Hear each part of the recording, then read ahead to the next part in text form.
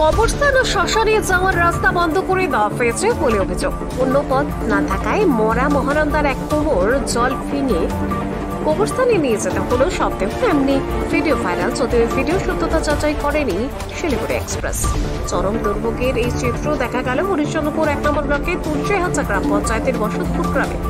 গ্রামে একদিকে কবরস্থান, অন্যদিকে শ্মশান। শেষ দপ্তরের জায়গায় ছিল কাঁচা রাস্তা। বাসিন্দারা সন্দেহ কবরস্থান ও শ্মশানে নিয়ে যেতেন এই রাস্তা দিয়ে। তাদের অভিযোগ, স্থানীয় বাসিন্দা সত্তার আলী সেজ দপ্তরের ৫০% জায়গা দীর্ঘদিন দখল করে চাষবাস করছেন। সেজন্য তিনি কবরস্থান ও শ্মশানে যাওয়ার রাস্তা বন্ধ করে দিয়েছেন। এতে প্রায় ২ কিলোমিটার ঘুরে আঙ্গারমণি গ্রাম হয়ে কবরস্থান ও শ্মশানে যেতে হচ্ছে। স্থানীয়রা জানান, শুক্রবার সকালে বসতপুর গ্রামের বধূ চলবিবির মৃত্যু হয়। রাস্তা বন্ধ থাকায় গ্রামবাসীরা মরা মহানন্দা নদীর কোমর সমান জল পেরিয়ে কবরস্থানে নিয়ে যান। শেষ দপ্তরের জায়গা নিয়ে গ্রামবাসীদের সঙ্গে সত্তরের পরিবারের একাধিকবার বৈঠক পেয়েছে। হরিশ্চন্দ্রপুর থানা, ব্লক ও প্রশাসন শেষ দপ্তর ও জেলা শাসকের কাছে গণস্বাক্ষর করে দাবিপত্র দেওয়া হয়েছিল। তারপর শেষ দপ্তর থেকে ৫ মাস আগে লোক এলেও মাত্র অসম্পূর্ণ রেখে চলে যান। তারা আর আসেনি। স্থানীয় বাসিন্দা সাকিবুল ইসলাম, নজরুল ইসলাম ও শেখ সাইফুল বলেন, সত্তার শেষ দপ্তরের জায়গা দখল করে ফসল লাগিয়ে রাস্তা বন্ধ করে দিয়েছেন। বিকল্প কোনো রাস্তা না থাকায় প্রায় ২ কিলোমিটার ঘুরে কবরস্থান যেতে হচ্ছে। এদিন গ্রামের এক বধূ মারা গেলে এলাকার মানুষ মরা মহানন্দা নদী জল পেরিয়ে দেহ নিয়ে যান। সত্তারের ছেলে ফিরদৌস আলীর কথায় শেষ দপ্তরের কিছুটা জমি নদীতে পড়েছে, অল্প আমাদের দখলে রয়েছে। তবে কবরস্থান ও শ্মশানে যাওয়ার রাস্তা বন্ধ করা হয়নি। গ্রামের অন্য এক ব্যক্তি রাস্তা ঘেঁষে বাড়ি করেছেন, তিনি বেড়া দিয়ে বন্ধ করে দিয়েছেন রাস্তা। বাসিন্দাদের দাবি, ফিরদৌস যে ব্যক্তির দিকে আঙুল তুলছেন তিনি মাপজোপ করে নিজের জমিতেই বাড়ি করেছেন। জেলা পরিষদের প্রেসে সেই সমবায় কর্মাধ্যক্ষ রবিউল ইসলাম বলেন, গ্রামের লোকেরা সমস্যার কথা আমাকে জানিয়েছিলেন। শেষ দপ্তরকে বিষয়টি জানালে ৫ মাস আগে জমি মাপজোপ করতে আসে। বর্ষা ও জমিতে পাট ছিল বলে সেই কাজ শেষ হয়নি। আবার জেলার বিষয়টি জানাবো।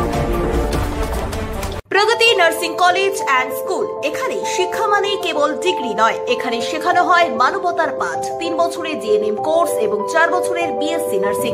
আধুনিক ট্রেনিং, অভিজ্ঞ গাইডেন্স, 100% প্লেসমেন্ট, সবই একই ছাদের নিচে। ঠিকানা রানীডাঙ্গা, কালারাম, শিলিগুড়ি। প্রগতি নার্সিং কলেজ অ্যান্ড স্কুল, শিক্ষা সেবা সাফল্যের প্রতিশ্রুতি। হরিশ্চন্দ্রপুর থানা তুলসীহাটা জিপি বহুদিন ধরে আগাই গুরুস্থান 100 বছর ধরে আসলো। এখন কিছু উত্তরপাড়ার মানুষ নিজ স্বার্থে, অথচ সরকারি ব্রিজ থাকা সত্ত্বেও 100 বছর ধরে আসলাম ওই জায়গাতে, কিন্তু কিছু নিজ স্বার্থে ওই উত্তরপাড়ার মানুষ বসতপুরের আজকে ব্যারিকেডিং লাগিয়ে বাধা দিচ্ছে। তার ফলে আমরা যারা পার হয়ে বসতপুরের সর্বলোক সারা এলাকার মানুষ আমরা যারা পার হয়ে মায়াতকে দফন করলাম। তারপরে আমরা তাই সরকারের কাছে আমরা আবেদন করছি যেন এইভাবে যেন কিভাবে সুরক্ষা হয় সেটা সরকারের দাবি। এই অনেক দিন ধরে আমরা ওই মায়াতকে ওই সরকারি ব্রিজ হয়ে এই ডালার পাশ দিয়ে চাষ করছিলাম। আজকে হঠাৎ রাস্তা বন্ধ করে দিয়েছে। সে বকা রাস্তা বন্ধ করে আমি রাস্তা দিয়ে জায়গা দিয়ে যেতে দিব না এই বলে আমরা আঙারমণি হয়ে তারপরে মায়াতকে নিয়ে গুরুস্থানে নিয়ে গেছি। ওটা হাঁটু জল, ওটা অবশ্যই কাদা আছে, মানে অনেক কষ্ট করি আমরা মায়াতকে নিয়ে ওখানে দাফন করলাম। আপনাদের কি বাধা দিয়েছিল? হ্যাঁ, বকা নামে একজন আছে, ওর যে জায়গা দিয়ে চাষ করছিলাম আজকে আমাদেরকে বাধা দিল। ও মায়াতকে ফাঁসতে দিবে না, মানুষকেও ফাঁসতে দিবে না। টাটি দিয়ে দিয়েছে, টাটি বেড়া ভাঙলে তো আসা যাবে না কারো। তাই আমরা ওই আঙ্গারমণি হয়ে ঘুরে আসলাম। আপনার বাড়ি কোথায়? আসলাম বসতপুরে, মায়া মরলো, আসলাম মায়ারমণিতে ঘুরে মাটি দিতে আসলাম বসতপুরে শেষে।